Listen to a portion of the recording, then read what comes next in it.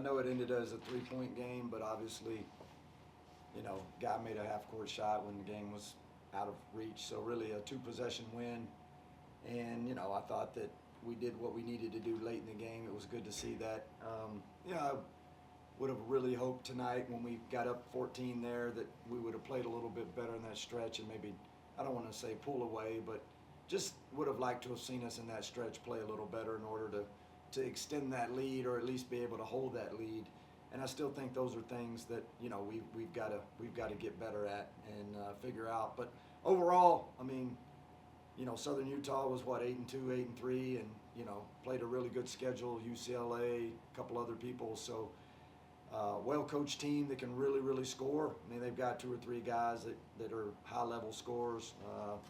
I know the Ford kid can really score it. I thought we did a great job on Simpson tonight. I know he got 12, but he was 3 for 15. I thought Deontay did a tremendous job on him and Jaden. So that was it was good to see. I thought we got some really good moments out of Emmanuel tonight. We really needed that. Started a little bit of a different lineup tonight with Rob. Not sure, just tinkering still with the lineup and just trying to get the best team on there to start the game. You touched on it a little bit. You guys went on that surge in the second half, and you kind of talked about wanting to prevent teams from kind of rallying back against you guys. Happened a little bit against New Mexico too. What do you feel like is needed from your team to kind of prevent that from happening and keeping those big leads that you guys are getting? Well, I think a lot of times when people come back on you like that, it's because you obviously need to get some guys a breather, and when you do, you can't. When you go to the bench, you can't have a let up and a letdown. So, obviously, I thought Gabe gave us a pretty good little spark tonight. But we just have to have some other guys that step in, and I thought tonight we shot ourselves in the foot, with turnovers. Just, kind of, not from their press, just, boneheaded stuff that we were doing a little bit, especially early in the game. And 16 turnovers is just far, far too many. So we got to get better in that category. Peter had 4 tonight. He needs to be better there. And to me, that's really our biggest. I think our defense needs to get better right now, and then we need to take better care of the ball. Other than that, I think we're playing a lot better, and, I think we're putting ourselves in position for Conference USA. How do you feel like Zadi improved after halftime, and he scored all his points in the second half? He made 2 really important shots there at the end. How do you feel like he improved and got better in the second half? Yeah, Zadi's a tough kid.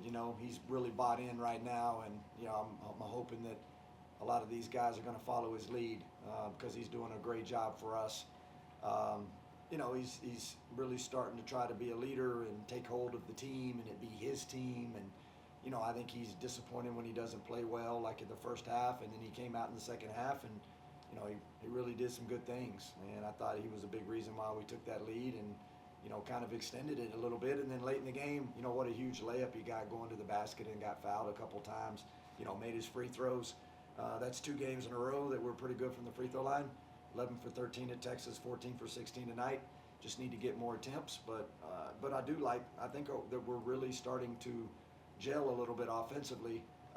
Just got to get better defensively and cut down those turnovers. You touched on Deontay a little bit. He ended with a 17 plus minus. What did you see from him on all sides of the court? Yeah, led our team with plus minus. Good observation by you. I thought offensively he had some really good looks tonight. Hit a big 3 in that stretch and made 2 big free throws. But he was 1 for 7 from the field just because I think, just kind of a bad break. He had 2 layups that rolled around the rim and fell out. And, if he puts those 2 in, that probably gets him to double figures. And then, what does that put us at? 4 guys at double figures, which, I like our team in that aspect. I think we got a different guy that can step up every night. Tonight Rob was off a little bit. If Rob makes, he's 1 for 5 and a couple of them were pretty good looks, and if one of those goes in, now all of a sudden you got a chance to have 5 guys in double figures. And, to me, it's just a defensive thing. We just got to continue to improve and get better defensively. You talked about Rob there a little bit, and you're still kind of tinkering with the lineup a little bit, but tell me just how you feel like Robert has handled, starting the season in the lineup, kind of going to the bench a little bit, and now starting on that. How do you feel like he's handled these transitions? I think you had 2 guys that just sat here and I listened to the interview. Both of them talked about how good of a person he is on and off the court, and I think Rob just wants to win and he wants to please me, and that's what I love about Rob.